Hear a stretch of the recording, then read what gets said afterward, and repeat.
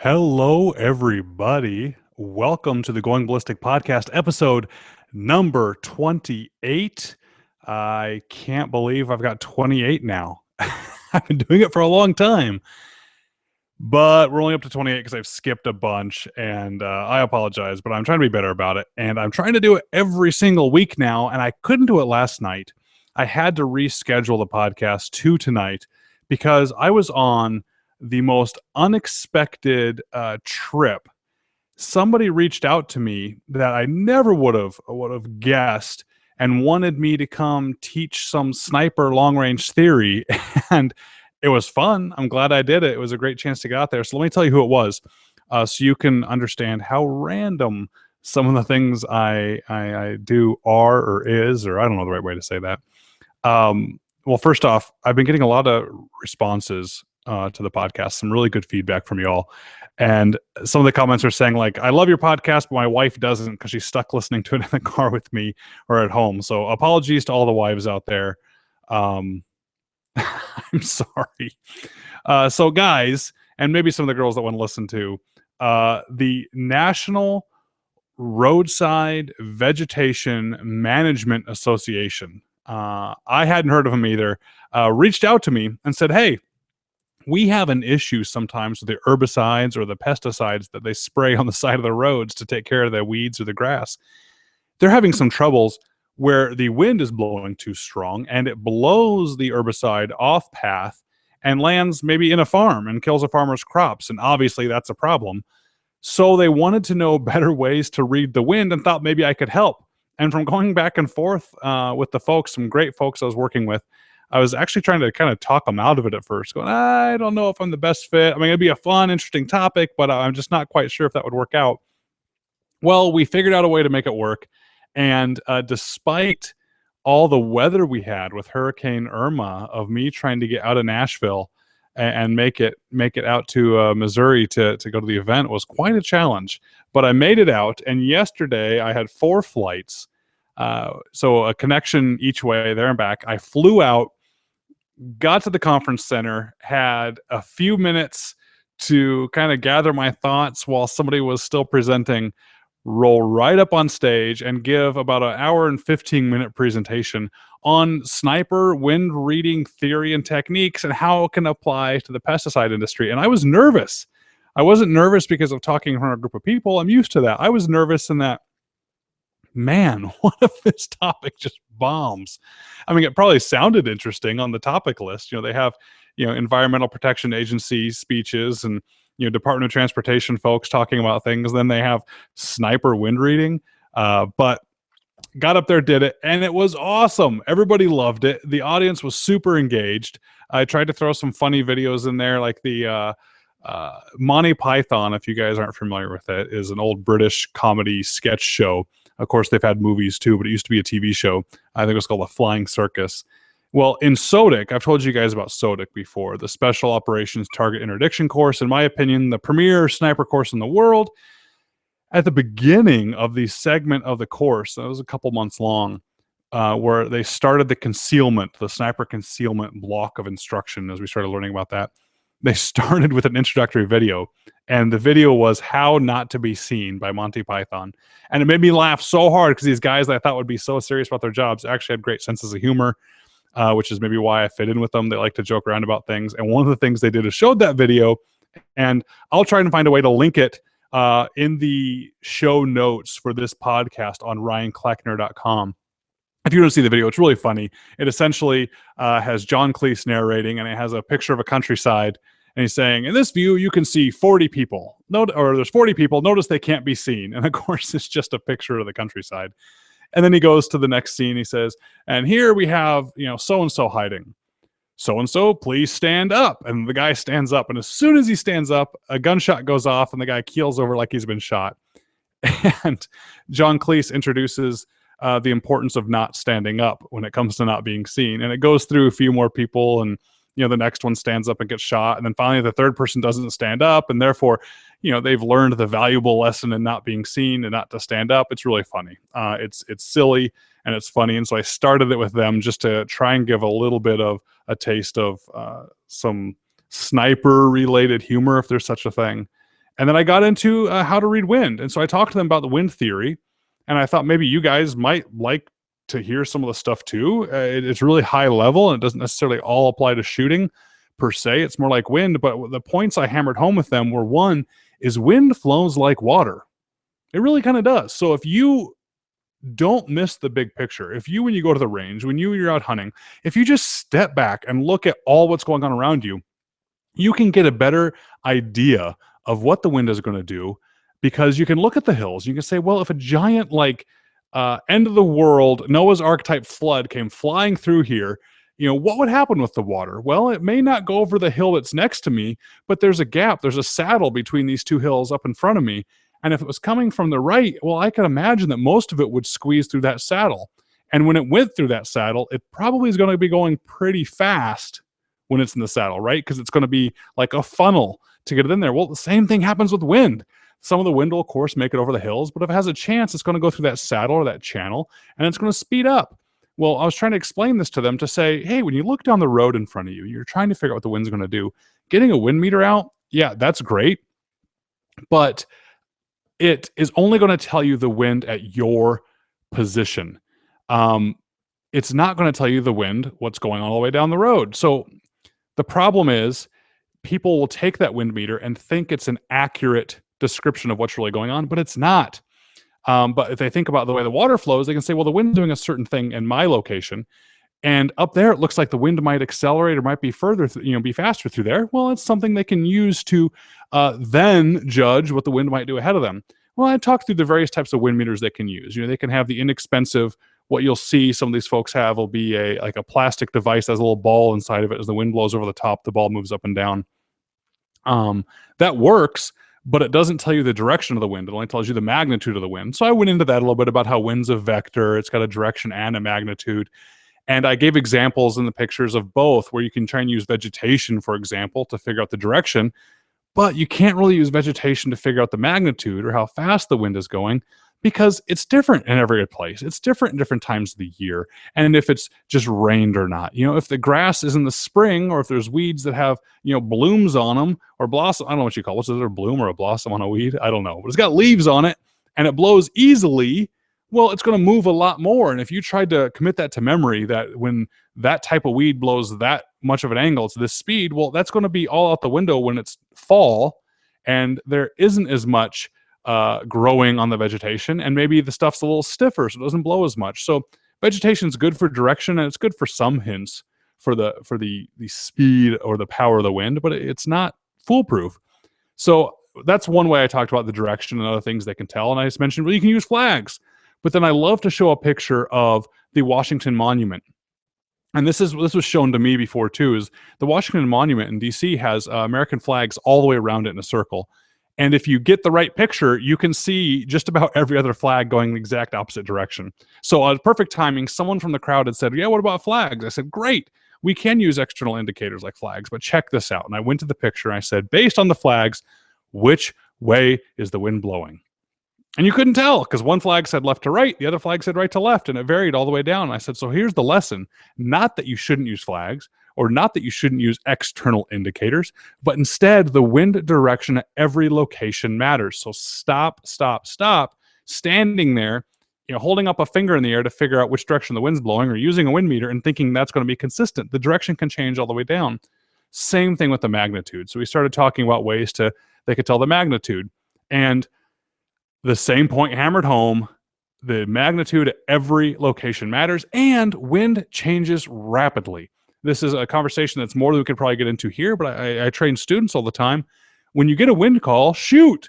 Stop with all this shooter ready, spotter ready, sniper ready, send it, sending, sended, whatever you want to say. Just shoot. When you get a wind call, the faster you can shoot, the more likely you are to have that wind call still be accurate and the wind not gust or change. Likewise, when you shoot, you should be reloading, calling your shot, and getting ready for the next shot, because once the spotter is able to see what happened and maybe make an adjustment off of that or see what the wind's really doing, and they give you a new wind call, if you wait another 30 seconds because you forgot to load a round, or you have to get back in position, or you're not quite ready again, well, the spotter's never going to get an accurate wind call, because even if what they told you was accurate, it's now been 30 seconds, and that can completely change. So we talked about all those things. I said, so what do we do about it? I talked more about the tools and the meters you can use. I talked about the Kestrel wind meters you can have. I talked about the wind meters that snap into your iPhone to try and use. And that's great. And it tells you what's going on at your position. But the best way, I believe, to tell what's going on with not only the direction and the magnitude of the wind at different distances are optics, either binoculars or spotting scopes. And believe it or not, I like binoculars better. A good set of binoculars is really easy to use, are really easy to use, or is really easy to use. Maybe are, because they're binoculars. Oh, well. And I got some funny looks in the crowd, so I started going through footage. I went out to roads all around where I live and set up, spotting scopes or binoculars and used the cameras and videoed the mirage for them by seeing the heat waves, the mirage coming off the ground. And yes, you can even see mirage and heat waves in the snow. So when I was in the French Alpine mountaineering course in the French Alps, even then in the snow way up high in the mountains, when you're using optics, you can see the mirage coming off the snow. And so the trick is, when you're looking at a certain target, is not to focus at that target. I mean, it doesn't even need to be the target, honestly. You can just look in the distance. And when you bring the focus back, so you focus on something actually closer than what you're looking at, wherever you've focused, that's where you're going to see the heat waves of the mirage. It's nice to look in the distance, though, so you can see what's happening to the image in the background as the mirage waves move. And based on the mirage going straight up with no wind or slightly to the side, I gave breakdowns on what kind of mile per hour wind they can expect to see at these different angles. Now, for direction, you can just turn your optics going left and right and see where those, maybe at a 45-degree angle mirage, wind signatures that you see. When you turn one way or the other, pretty soon those 45-degree angle mirage lines are going to go vertical. And they're going to go vertical right when you figured out which way the wind is going. Because the wind is coming straight at you, you're not going to see 45 degrees angle to the side. You're going to see the straight up motion. So straight up, or what we call boiling mirage, doesn't even really mean no wind. It just means it's either coming at you, it doesn't exist at all, or it's going away from you. So that's the way you can use, at all these different distances, with playing with the focus, you can see these heat waves and you can see what's going on out there. So I think they liked it, had a lot of questions afterwards, and they asked me to go do a bunch more. So that's really a new niche that I never thought of being able to help out long-range shooting, is with is government and corporations, trying to do the roadside vegetation management. So I was really happy to be there. Some really great people, happy to meet them. Wow, comments are coming in more than I can keep up. I'm so sorry, guys. I've been talking about what I did yesterday. And yes, that was all yesterday. That was 2 flights out, did the presentation, got down, shook hands for about 30 minutes, and said, guys, I got to go. Raced back to the airport, got back on the next plane and took 2 flights home. And I made it home in time to see my family. So that was actually kind of nice. It was a fun day to get out there and do something like that. And although I don't miss traveling at all, I've traveled way too much already, it was still fun to get out there and get on the road again and do something like that.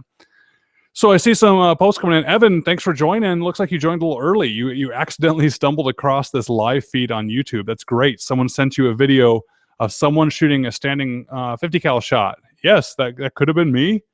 And you looked me up and saw I was going live in 5 minutes. So I'm glad you're still here. Thanks, Evan. I'm glad you're listening to the podcast too.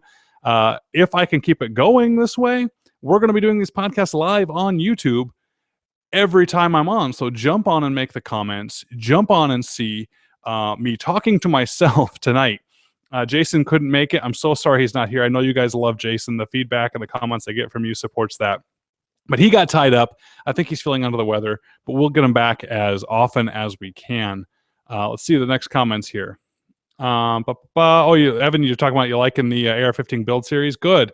We talked last podcast, actually, how I kind of wish I didn't give my big first rifle away, because that thing was an ugly El Cheapo piece of junk, but it shot, and it was kind of fun to have it. Tyler, welcome back to the podcast. Glad to have you on here, though. Quick question, though. Mill versus minute of angle recommendation when you're comfortable with yards and inches. I say that mills are easier. And also, why is it 3.438? Well, it's not really anything, because it depends on what mill you're talking about, Tyler. If you're talking about like the military NATO mill versus an actual mill from trigonometry or geometry, whichever one it is, those actually can be different. So one mill's rounded, one mill's not, and we're not always using the same mills. So for you though, your question is if you're comfortable with yards and inches, go minutes of angle. That's fine.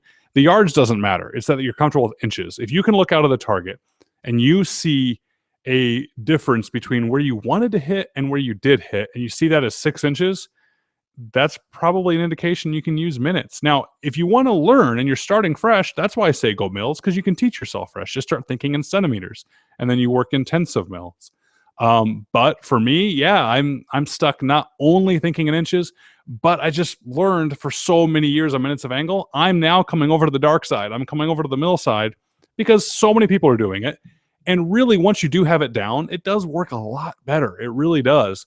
It's just the hardest part for me still is seeing things in centimeters. Now, I mentioned on a previous podcast, I believe, I had just trained some of the Barrett boys. They had a new awesome sales group together, and Barrett hired me to go out there for a few days and teach the guys the basics of long-range shooting on those MRADs. And one of the things that came up was this topic about, well, what do we start with? And we're going to be having mils for customers, but some of us think in minutes or inches. Well, I recommended that they actually get a cheap, plastic ruler that you can slip in your back pocket, one that has inches and centimeters on it, and practice. The same way I recommend people practice, estimating distance or reading the wind, is walk around your house or walk around life and say, I wonder how tall that is. I think that's about 8 centimeters. Then pull out the ruler and check and see how close you were. And if you do that, you're going to get pretty darn good at figuring out how big the centimeters are. And you're going to get good at knowing common things that you might encounter out there. So police, sharpshooters might want to be measuring license plates, because it's easy in inches, but to figure out what it is in centimeters or wheel sizes or things like that. And they can get used to what's out there. So that'll work. So Tyler, your next comment said no rush to answer, but guess what?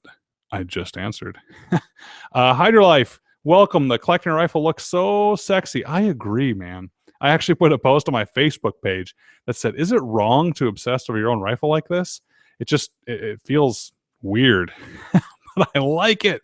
Those pictures came out awesome. I'm glad you guys like it too. I appreciate the support. Matter of fact, I'm wearing a collecting rifle shirt right now. It looks backwards in the screen, but trust me, I did not print my own name backwards. I'm having actually Amazon print these now. So Amazon has a new t-shirt company that I got in with, and I'll be doing some more stuff like that. I'll have them up on the store pretty soon, and they'll be available on Amazon. So cool. M73, M95, glad you joined. I can't read your comment right now because there's a little too much going on right there. So if I have a chance, I'll try and skim it later. But I'll definitely try and answer after the live view. Now, you guys on YouTube following along, if you put live comments, those comments for some reason don't come over to the video in perpetuity. Those are only comments for the live group. So if you really need me to answer something, don't forget to copy it and go ahead and paste it in the video when we're done.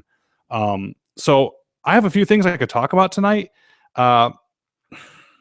One, your guys' support for the book continues to be amazing. The Long Range Shooting Handbook. Thank you, thank you, thank you for everyone buying so many copies of it and telling your friends. It just continues to blow me away how great it's doing until today. And you're all to blame for it not doing well today in the Amazon charts. And this is why, or I think this is why. I have been talking back and forth with Andrew Branca. He is an attorney who wrote a book called The Law of Self-Defense.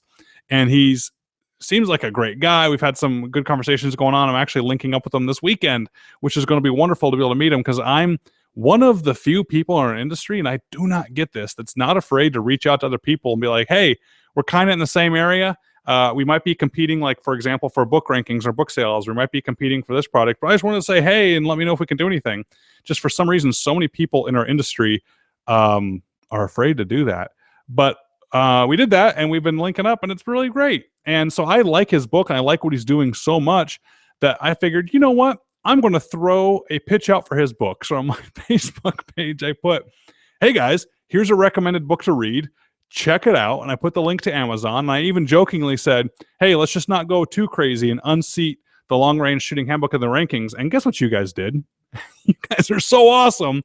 You're so faithful to my recommendations, because I can see all the clicks that got on there. I got way more clicks and follows than I expected. And for a dip there, my Kindle book stayed up, version of it, but the paperback version of my book jumped down, and guess who slid right there in between? The Law of Self-Defense. So I'm sure Andrew Bronca appreciates the boost to the book. I hope he does, because he's doing some great things and he's keeping busy out there and spreading the good word. You guys should really check him out. So, but stop checking him out so much, okay? We can support people, just not too much. So I'll dose it out a little bit later. Of course, I'm kidding. I love the support you guys are doing. I have no problem recommending other people. For some folks, they seem to like the book recommendations. If you guys do too, let me know in the comments, either on Facebook or on YouTube, and ask me for more. And I'll happily share every so often some books that I'm reading or some things that I'm into on myriad topics, if you guys are interested in always learning more. So some of the things I've been asked about a lot lately and I've been thinking about are reloading topics. And one is I'm really hashing through that section in my next book right now. And there's a lot of myths and misnomers in the long range shooting industry. I shouldn't say industry, in the field. And one of the reasons is I think some people are so confused, or there's so much of a mystical aura about some of the stuff that when you hear something that sounds like it makes sense, people want to jump to it. You know, like, as you guys know, if you listen to me or follow me, I'm not a big subscriber of the cold bore theory. I'm not. I mean, maybe it happens. Great. Maybe it happens to your rifle. Great. I just think it's more often a cold shooter that hasn't warmed up yet. But it's easy for us when we get out of the range to have a crappy group and say, oh, that must be the barrel's cold. No one seems to think about the fact that the barrel between when it was cold to the 5th shot at the end of your group warmed up a lot, but that apparently didn't change. Or that it's between the 6th and the 10th shot completely changes. But that second group between the 6th and the 10th shot, when it was a better group, you think, oh, my barrel's warm. Maybe not. I think maybe you just got the bad group out of the way, but either way, that's just an example of things that happen that say, oh, no, you got to do that. There's this, sniper fairy dust voodoo that you got to do. A lot of that happens with reloading. Now, let me back off that statement a little bit. A lot of the reloading stuff is really important too. I mean, you want to get down to reloading. You can tell a lot about the accuracy of a cartridge by its velocity changes. Now, that's not everything, right? You put a crappy bullet in there that's not going to be consistent or fly straight, it's going to have problems. But if you have a good bullet and you have good components, you can almost just set a chronograph in front of a gun and see the extreme spread or the standard deviation of the rounds. And I can tell you how accurate of a load that's going to be, or the potential to be, right? It might not be good for that rifle. It might not be good for how much that barrel's harmonically flexing, things like that. But that consistency being the key to accuracy, you can tell a lot by that. Well, when it comes down to reloading, there are guys that take this very seriously. They have extremely expensive electronic scales. They have double scales. They have ways to do volume, measurements in addition to the weight. And then they have, when they're seating the bullet, what kind of dies they're using and how much run out, or how, which means how straight the bullet is in the casing. And is there a crimp or not a crimp, or neck resized or annealed brass, or did they vibrate the powder down to compress it better? I mean, it can get pretty crazy. I'm not going to say that's all wrong or bad, because some of these guys that do that are much better shooters than me. They shoot prettier groups than I do. So they're doing something right. And when I shoot junk ammo, you get bad results. So clearly something's there. I guess the question just comes down to, what are you comfortable with accuracy? If you want to sit there as a mad scientist in your reloading laboratory, and that's fun for you, because I'll admit it's kind of fun for me too, then do it. But to a certain point, it's not fun anymore. When I have people hounding me like you guys are already on my next book, when I have a family, when I have things to do, I can't spend hours in there reloading, or I'll never get time to shoot. So I'll shoot factory ammo a lot because of it. So measure what your tolerance is for cost of equipment, for cost of components, and cost of your time to reload. So you can decide whichever one you want. Guys, the comments are coming in. I almost regret asking for the comments. I'm glad you guys are doing them, but I feel bad for skipping you, because I'm making these points. I'll get right back to them. Don't think I'm ignoring you guys. So when it comes to reloading, I've actually had some loads where I don't weigh out the charge anymore. So for like my 308 load, I take a 168 grain Hornady hollow point boat tail bullet, and I put it over 42 grains of H4895 powder. And I use just whatever primers I have. I've used Remington primers. I love the Winchester large rifle primers for this. They're not the best primers. They're not the most consistent, but they work great. So I'll load up brass that I've reloaded 2, 3, 5 times. Who knows? I'll load in 42 grains of powder by a powder trickler, or not a trickler, a metering device. I've even used the Dillon automatic powder dispenser. I just get it calibrated so it gets me about 42 grains, and I just go to town. I've even loaded up a reloading tray of brass and primers, and I have the RCBS powder dump measure.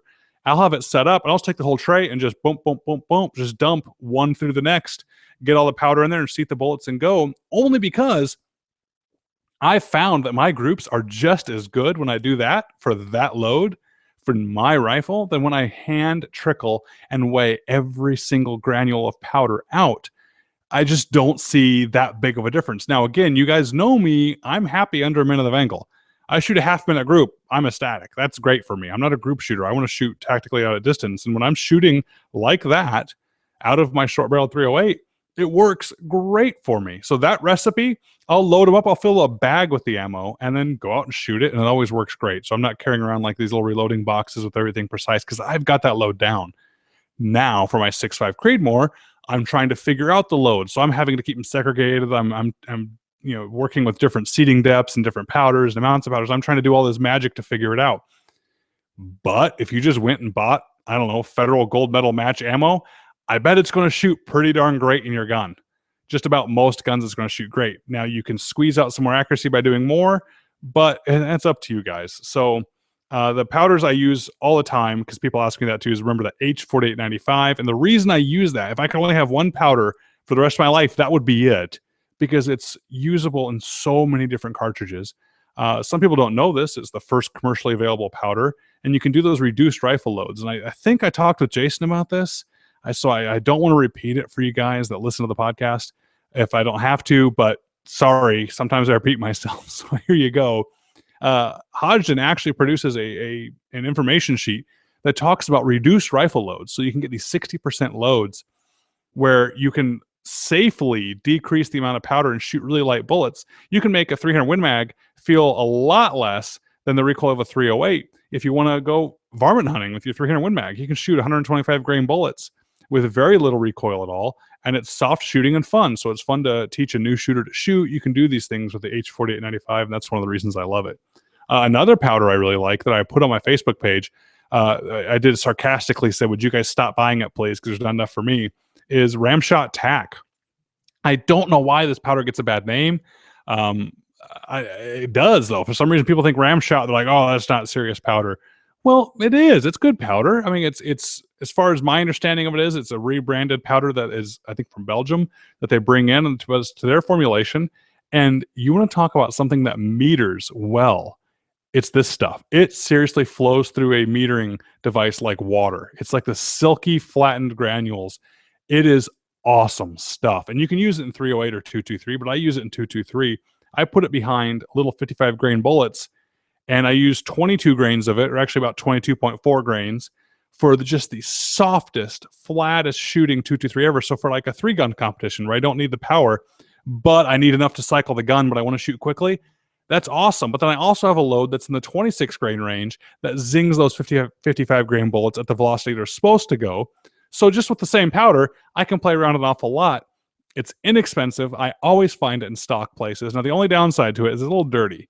It does get your gun, it seems to be a little dirtier than most ammo. I don't care that much. When it comes to cleaning a precision rifle, I'm all about a good cleaning on the barrel. When it comes to cleaning an AR, I'll clean the barrel out whenever I forget. The last time I haven't, but I like to wipe stuff down and oil it up. I mean, I like to joke and say I don't strip my truck's engine apart when I get home and wipe down all the oil. I just keep the oil in there and keep it running. Of course, that's not the same thing, but you guys get the point. Another thing that's going well that I really appreciate you guys' support is Rocket FFL. Holy smokes, you guys have let that thing take off. It is September 13th, and we have already sold a little over 1.5 times the courses that we sold in August. That's awesome. That means you guys are getting out there and getting your FFLs. You're getting into this business. I'm telling you what, guys, you can save money on guns. You can make money on guns. You can, if you do the right steps, you can possess guns that you're not even allowed to possess without an FFL. It's fun. I like it. Yes, there's some responsibility involved, but there's responsibility involved in getting your driver's license too.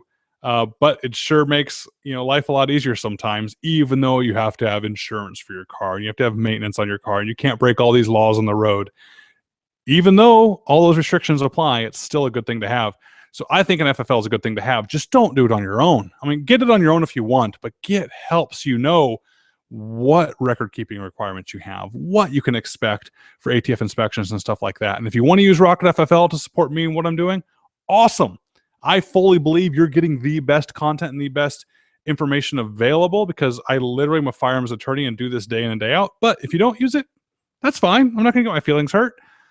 If you get into trouble, you know where I'm at. You can come check it out. So I'm bringing that up because somebody brought up a question. Oh, I'm trying to have a hard time finding it. Can I get around the $2,500 Department of State ITAR registration fee with the manufacturing FFL? Yes. One way I can get you around it is it's not quite a full $2,500. It's actually cheaper than that, but it's not much, Jeff. Can you get around it? Well, you mean get around it? I'm assuming you mean not pay it.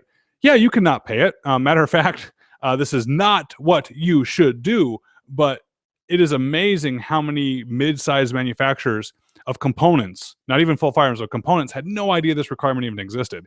So I've spent a considerable amount of time in my legal practice helping multiple different clients go to the State Department and say, mea culpa, we're sorry, but for the past 10 years, we haven't done this. And it can be a mess. I mean, it can be penalties. It can be some scary stuff, but a lot of people don't know about it. But Jeff, the way you can get around not having to pay it with the manufacturing FFL is don't manufacture anything. I mean, if you do manufacturing to the ATF definition of manufacturing, then you need a manufacturing FFL. But if you don't do any manufacturing to the State Department definition, then you don't need to pay. Now, that might seem like legal mumbo jumbo and I'm mincing my words. Well, maybe I am, but I don't think so. See, both agencies are allowed, and it's perfectly reasonable for them both to have different definitions of manufacturing.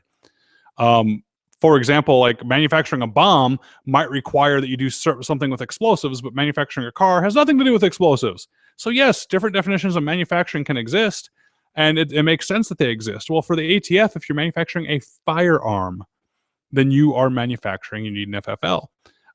And also some other things that you need to do. But it's all about the firearm. And yes, silencers are a firearm.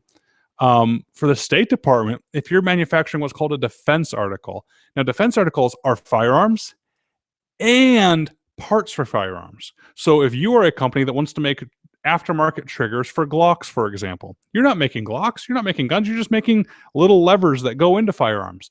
Well, guess what? You're making a defense article. You need to register with the Department of State under ITAR and pay that fee without a manufacturer's FFL. So not only is it not true, which some people think it is, well, you get a manufacturer's FFL, and that means the State Department fee. No, the State Department fee is its own thing. Sometimes you have to pay it without an FFL at all.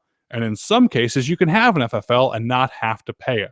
So I cover this in the Get Your FFL course. I talk about State Department compliance. I talk about what the distinction between the two definitions of manufacturing is and how you can get around that if you don't want to have to dip into that. I'm telling you now, though, Jeff, you can do some things that the State Department has even said. You can do X, Y, and Z to a gun, and it still doesn't meet the manufacturing definition to them. So when you find through the course, if you take it, if you find that niche that you want to be in, well, there's your answer. Get into that niche, get your manufacturing FFL, but don't rise to the level of what you need to do to export. So I hope that helps you out.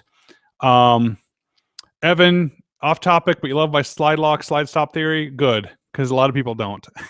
That kind of goes along with the voodoo. If you don't know what he's talking about, I'm not saying it's bad to use, your hand over the top and yank the slide back in order to chamber around to release the slide. Do it. I think many things with shooting, as with other things in life, are like tools in a tool bag. I'm not going to tell you that a crescent wrench is a bad tool when you need to put, because you're sitting there working with a screw. Yeah, it might be a bad tool for that application with the screw. You should use a screwdriver. But later, there might be a circumstance where you need the crescent wrench. So I'm not afraid to have tools in your tool bag and pull them out only when you need them. You don't have to use them all the time. But what bothers me is the theory of fine motor control. Well, a lot of guys that talk about this, the loudest, have never been in the military, have never been in the gunfight, have never been police officers, never anything like that, but they've heard it from other people. It sounds great. And they talk about, you can't, you won't have fine motor control with your thumb to release it. Well, they're the same guys that very often the whole day prior were talking about having super fine motor control with your trigger finger and only releasing to trigger reset and then pressing gently. They talk about all this little tiny trigger control that you're supposed to do. no one thinks about, hey, wait a minute, if my fingers become flippers, then why am I not firing the trigger with my fist? But yet they will tell you not to swipe your entire thumb down, which I argue swiping your thumb from up to down is a lot easier than perfect trigger control. But I digress. Oh man, trying to keep up with the comments, and I'm sorry for people that are just listening on here that you don't see the comments. Rich, books coming along, man. I just keep doing too many podcasts. They get in the way. Jason Richards, thanks for joining us, man. Any follow-up with the P10? Yeah, I still love it. So let me say something great about CZ. I found a perceived issue with the gun. I'm not going to say what it is, but I'm a techie gun, how they work kind of guy. And I went, uh-oh, I kind of think I see a problem here. So I reached out to CZ first, because I'm not one of those guys that's going to go run just to get everyone on the internet all excited about something. I said, hey guys, I see what might be a potential problem. What do you guys think? They said, that's interesting. Let's look into that. We'll get back to you. And it was less than a day later, they got back to me with an awesome answer. They said, well, we see what you're saying. However, X, Y, and Z, and that's mitigated by this and that. And this, and I went, wow. Not only do they take my comment seriously, which is why I think they sent me the gun anyway, but they came back to me with an awesome, well thought out answer. And I just stopped and went, that's rare. I have plenty of experience with manufacturers that when you tell them something, when they ask for the feedback, they think you're calling their baby ugly, and they get into this defensive posture. And instead of giving you a well thought out response or taking what you're saying seriously, they just try to dismiss it. And I think that might be why we have a lot of problems with companies having manufacturing issues, is they might be having engineers that think they know better than to listen to the actual users. I have seen many a things that sounded like a great idea to an engineer until it was put into practice by an actual shooter. And they said, that just doesn't make sense. Some people are trying to, make a brush gun, for example. So they'll do like a short barreled 243, and you have to go, guys, wouldn't a slower, fatter bullet work better, like a 30-30 or something like that for a brush gun? And they just don't get it, because some of these guys that may not be hunters and shooters. So kudos to CZ for taking some what could have been criticism and turning it around. I'm really impressed. So I've been still playing with the P10. I'm torn on the recommendation. So Jason, with the CZ P10C, if I was starting from scratch, I'll admit I think I would go with the P10C. I like shooting it that much. It is just such an amazingly built shooting pistol. And no, I'm not getting paid for this. Maybe I should withhold my comments and say get paid for them. That might be a smarter way to do it. But no, I think you guys would rather have my good input that's not biased or only slightly biased, because the gun was sent to me. Now, the reason I won't recommend it to everybody, though, is it's not right for everybody, right? Just because I drive a Toyota Tundra, I love it. Not right for you necessarily. And the reason I'm still a little hesitant in switching over, and the reason I said if I was starting over, is because I'm so deep invested into Glocks. I used to hate Glocks, and now I love them. And I have every shape and size of Glock that I should have, and tons of I have bins labeled 9mm Glock mags. That's how ridiculous it is. So at this point, I'm so used to Glock. I'm so used to working on them. And I have so many magazines for them. I might as well stick with it. But it's kind of like the Minute of Angle Mill thing. I'm kind of stuck in one camp. But if you're starting fresh and you don't have a lot of friends that have Glocks, maybe you should do the CZP-10. I've had one person recently ask me, because I get asked probably once a week, what handgun should I get? And normally it's go get a Glock 19. Done. Just get that. That's your workhorse. It'll big enough for the range, small enough to conceal. It's going to last forever. It's going to be accurate. It's going to work. But now I'm asking people that question. Hey, do you already have Glocks, or do your friends all shoot Glocks? Because if the answer to either one of those is yes, then go ahead and get the Glock 19. If not, if you're starting fresh, man, that P10 is awesome. I'm going to keep abusing it, and hopefully it lasts. If it doesn't, I'll let you guys know. Now, let me see some of the other stuff. Could the NSSF not afford a shirt in your size? No. I appreciate you asking that for the comment, because so many people go, man, he got fat.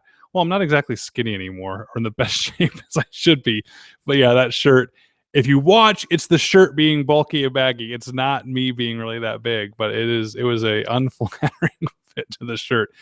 M73, M95. I'm not quite sure you focused on the best part of the video, but I was, if you were seeing the shirt. But yeah, I get it. And Jeff, thanks. Plan to get your FFL again. Plan to use Rocket FFL. Awesome, man. Thank you. Let me know how it works. I mean, if it doesn't work, if there's something about it you don't like, let me know. I just talked about being able to take criticism and make fixes. That's me. I would love it if you guys took it and found something wrong with it. And the offer stands to everybody, and I put it on the site. If it doesn't work for you, if you're not happy with it, just tell me. One button click on my end, you can have your money back. I don't want to waste anybody's time. I don't want to rip anybody off. I want this to be an awesome community, and the more I can get you involved in the community with us, and I can get you buying, selling, making money with guns, saving money, heck, making new guns, the better off we can be. I published some stats from the ATF on rocketffl.com about numbers of guns made and purchased and sold and imported. So it's a whole breakdown in 3 different articles of all of that data. And one of the numbers I don't like is all the imported guns. I mean, I get it. I just talked about 2 guns, the Glock and the CZ, that I recommend. So I'm the one that's guilty about that. But some of the Glocks are being made here. And the reason I'm recommending them, and the reason, for example, I'm driving a Toyota Tundra, is actually the Toyota is probably made here too. It's because it's the best option for me. It's not that I'm saying don't buy American. I think you should always buy American if there is a appropriate product. But the reason I'm recommending the Glock 19 to everybody, and now the CZ, is based in my experience. They are the most reliable tools that you can use. I mean, your life is on the line. I'm sorry. I'd rather be alive if I need to be, heaven forbid, ever using a self-defense situation, and use a foreign product to do it if the foreign product is the best one out there. So I want to see better American products so we can take that back. So you can't make these guns and get out there without getting your own FFL. So please do it. I talked about a Ranger 101 course. Have I thought about doing another instructional video series? Yes. I don't know about Ranger 101. That's the stuff I used to teach at a community college in Arizona, actually. For years, I had the best gig going. I taught rock climbing, land navigation, wilderness survival, backpacking. Yes, I actually taught these courses. They were for credit at a community college, and people could sign up, and we would go backpack the Grand Canyon. That would be a weekend, 1 credit course. Or I would teach people 1 night a week for the whole semester how to do line navigation. I'd have them out there in the soccer fields at night doing their pace counts and figuring things out. It was actually a lot of fun. So yeah, I am doing another instructional video series. Actually, I have multiple projects going here. I keep teasing the project was going to be online training to get you qualified for carrying a concealed weapon in over half the country, 32 states, online only. The only reason you have to leave your house is to get your fingerprints. Other than that, no matter where you live in the United States, you can get this certification, and it gives you over half the country. I'm excited about that one, and I'll announce it maybe next week if I have it ready enough, and you guys can start signing up for doing that. Then after that, I'm going to do an entire online long-range shooting course university. I'm going to have it broken down, I think, into 3 basic videos, which are going to be kind of not levels, but all introductory level, but video 1, 2, and 3. And they're going to be long. They're going to be graphic, video intensive, text, and they're going to talk you through things like my book talks you through. And they're going to be breaking things down like the NSSF videos in a simple, understandable way, but they're going to be done in such a way that you'll be willing to pay for it, because I'm going to take you every step of the way and really get into the details. And then I'm going to offer all these follow-on other courses, even with other instructors I'm working with right now, to do like a reloading track. So it'll be like a university. You can do the introductory level courses, and then you can get into the reloading courses, and there'll be 2 or 3 in that area. And you can get into advanced wind reading and all these other areas. And I know it's going to cost, but that's the nature of the business. Is I either can be busy lawyering and helping FFLs all across the country, which I love doing, and I'm happy to help everybody out, or I could take that time and make these courses. But I just can't do them all for free. I wish I could. I wish I had the time to do it. So if somebody out there wants to pay a lawyer's salary to have me do nothing but make courses, I'll do it. But in the meantime, I'm going to be making the online courses, and apologies for charging for them. But I think you're going to like the product better, and I think you're going to like the access to me that you'll have in those courses better. So I'll be happy to announce those too. It's in the calendar for beginning of next year. We'll start doing that. Speaking of training, I'll be teaching my next and first long-range shooting course in quite a while. I teach out at Texas Triggers, but the first one where I'm really giving some beginning students around and going through the basics for the weekend.